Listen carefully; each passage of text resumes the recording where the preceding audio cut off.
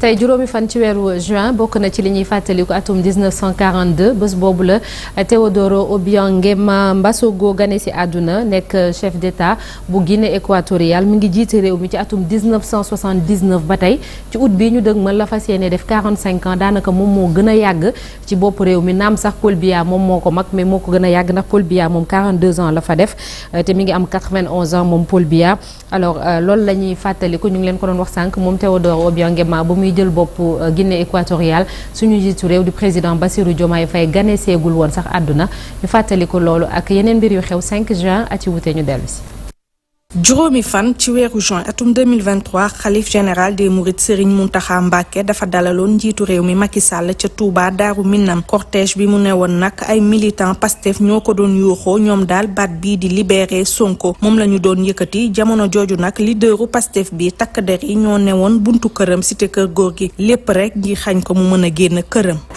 juróomi fan ci weeru juin atum 2018 ubbite procès en appel bu député maire bu Ndakaaru Khalifa Ababacar Sall ak i ay ñoñam moom Khalifa nag dañu ko condamné woon en première instance le 30 mars 2018 daan ko nag lu toll ci juróomi atu kaso alamaan ko aussi juróomi million ci suñuy koppar ci mbirum caisse d'avance bu commune de Dakar daanaka sax verdict boobu la ñu confirmé waat. juróomi fan ci weeru juin atum 2021 ab accident de la circulation moo jeexal benn famille ci benn bés juróom yoo xamante ni si ñoo bokk benn deret jóge woon ci benn dëkk bu tudd Ndramé Escale ngir mën a fekkee benn xew ci seen mbokk gi ñoom daal ñoo ñàkkandoo seen bakkan ci l'accident boobule. juróomi fan ci weeru juin atum 1983 franco-camerounais bii di Yannick Noah moom nag dafa am ndam ci kaw suédois bii di Mats Wilander ca finale des internationaux de tennis simple bi nu jagleel góor ñi ci tournoi Roland Garros. juróomi fan ci weeru juin atum 2017 tombé ak faatu Cheikh Coté doonoon footballeur bu bàyyeekoo woon Côte d'Ivoire te ne woon champion d'Afrique ci atum 2015. ñu taxaw ci juróomi fan ci weeru juin atum 1942 moo ne woon gane ci àdduna Théodoro Obiang Nguema Mbasogo di homme d'état bu réewu Guinée équatoriale teg ci nag nekk seen njiitu réew depuis 1979 Théodoro Obiang Nguema moo nar a féete juróom ñetti fukk at ak ñaaram maanaam 82 ans moom nag sooy seet moo gën a féete ndaw kii di Paul Biya waaye mooy njiitu réew bi gën a yàgg ci poste président de la République fii ci Afrique mu ngi nekk ci bopp réew ba nag lu tolli ñeent fukki at ak juróom Paul Biya nag moom mi ngi ci ñeent fukki at ak ñaar foofu ca bopp réewu Cameroun. La longévité du président Théodoro Obiang s'explique par plusieurs raisons. D'abord par des mécanismes, par des modifications des textes juridiques pour rester au pouvoir et par conséquent instrumentalisation du droit à des fins politiques. La Constitution n'est plus perçue comme une barrière juridique, mais comme un outil, en tout cas dont on se sert pour s'éterniser au pouvoir. Il faudra ajouter à cela le fait que l'opposition et la presse sont muselées. Les libertés ne sont pas respectées. Les droits proclamés par le droit national sont compromis. À cela, il faudra ajouter le développement de la corruption, avec l'histoire des biens mal acquis. D'ailleurs, en témoigne l'histoire du fils du président équato-guinéen qui était poursuivi en France il y a quelques années pour des biens mal acquis et bien investis sur le territoire français. Alors toutes ces pratiques sont des pratiques qui ne permettent pas de réaliser l'alternance en Guinée équatoriale. Pourtant, au début des années 90, il y a une vague de démocratisation qui s'est enclenchée en Afrique et qui avait suscité beaucoup d'espoir de la part des pays africains, qui avait favorisé la transition dans la continuité et transition de la rupture. De nouvelles constitutions ont été élaborées, les constitutions ont été réformées, ont été modifiées pour poser les germes d'une alternance démocratique en favorisant le multipartisme, le pluralisme. Alors, quelques années plus tard, en 2007 précisément, l'Union africaine a adopté la Charte africaine de la démocratie, des élections et de la gouvernance. Et cette charte africaine, dans son préambule, souligne la nécessité d'enraciner la culture de l'alternance démocratique dans le continent africain. Et son article 10 prévoit, et dans le souci de concrétiser l'alternance démocratique, son article 10 interdit formellement les modifications constitutionnelles, les modifications de textes juridiques permettant aux acteurs politiques, et en particulier aux partis au pouvoir, de s'éterniser au pouvoir et assimile même ces modifications constitutionnelles à un changement entre les conseils de gouvernement. Cette assimilation explique le rejet du législateur africain, en tout cas, de tout procédé anticonstitutionnel de dévolution du pouvoir. Alors, à cela, il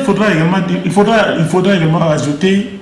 la Déclaration universelle des droits de l'homme, qui réitère, qui consacre l'obligation d'organiser des élections libres et transparentes. Et cette Déclaration universelle des droits de l'homme, la plupart des constitutions africaines, dans le préambule, renvoient à cette déclaration. Donc, cette déclaration devient alors une norme matériellement constitutionnelle et dont le respect s'impose à la fois à l'exécutif et au législatif. Théodoro Obiang Nguema Mbasogo mi am tey jëlee juróom-ñetti fukki at ak ñaar 82 ans il n'est pas le plus vieux mais moom moo gën a yàgg ci pouvoir bi ndax Paul Biya moom moo ko mag et puis en top 5 Mortala des présidents ñi nga xam ne ñoo gën a yàgg moom moo jiitu topp ci Paul Biya on parle de Yoweri Museveni bu Ouganda, Isaias Afwerki Érythrée et puis le 5e Ismaël Omar Guelleh bu Djibouti. waaw pour yokk ci loolu nga wax rek pour wax ni fi mu ne nii dese na 4 ans moo ko dese moom pour pouvoir prétendre un peu le record détenu par Fidel Castro. xam nga Fidel Castro nekk na ci Cuba jiite ko lu toll ci 49 ans moom nag Théodore Obiang Nguema dese na ko 4 ans pour mu dab Fidel Castro ci ni mu yàggee au pouvoir mais nag ci quand même un président premier chef d'État en exercice hors monarchie. Parce que monarchie moom vraiment am na ñu fa nekk sax 50 ans. Absolument. Mais moom en 2019 déjà mi ngi doon fêter 40 ans yoo xam ni da ko nekk au pouvoir mais ñu rappeler ni Théodore Obiang Nguema ba muy ñëw au pouvoir c'est par les armes. En 79 en 79 le 3 août précisément. mu ñëw te li gën a doy waar mooy onkolam. mooy nijaayam la moom la rey te nijaayam boobu en fait genre sanguinaire la woon ñu ngi ko tuddee woon Francisco Mathias Nguema da ko jàpp ba pare nag mais 2 mois la xaar da koo fusillé ñëpp di gis te yooyu noonu muy def ba léegi ci noonu la nekkee en Guinée équatoriale am na décembre 2017 am na ñoo xam ni dañ leen tuumaaloon ni dañ doon bëgg daf coup d'état foofu ba mu leen jàppee toll nañ ci 130 am na ci ñoo xam ni da leen a condamné da leen a jàpp ba pare toroxal yu metti ba pare condamné leen ñenn ñi 3 ans ba 96 ans peine yi loolu la doon avoisiné donc mu nekk koo xam ni également nee na ci moom daf nañ ci moom ay 10 tentatives d'assassinat ak 10 tentatives coup d'état waaye yooyu yëpp da ko moytu ba fi mu ne nii mu mën a conserver nguuram nag mi ngi préparé jox ko benn doomam bu ñu tuddee Théodorin nga xam ni doomam la mi ngi koy préparé bi ñuy poursuivre biti réew sax pour enrichissement illicite waaw te moom kay ñi ngi koy poursuivre sax am na benn ONG bu nekk France boo xam ni mi ngi koy topp pour enrichissement illicite des biens qui ont été dégg nga ay saisis biens yoo xam ni saisir nañ ko foofu muy ay manoir yoo xam ni am na ko en France ak ay comptes en banque yoo xam ni des voitures de luxe voilà des voitures de luxe yoo xam ni yoroon na ko. merci li ñu war a sant yàlla bëri na quoi li ñu war a sant yàlla bëri na parce que président yi def ay 40 ans au pouvoir loolu kenn xalaatu ko Sénégal. Paul Biya 41 ans. Denis Sassou Nguesso 38 ans au pouvoir. Yoweri Museveni 37 ans au pouvoir. Isaias Afwerki bu Érythrée 30 ans au pouvoir. Paul Kagame mi nga xam ne sax barki dem la falu moom def na 23 ans au pouvoir. merci beaucoup kenn xalaatu ko réewum Sénégal. kenn xalaatu ko ñu jàll ci xibaar yi ñu tënk ko waa Cheikh Tidiane Diaw.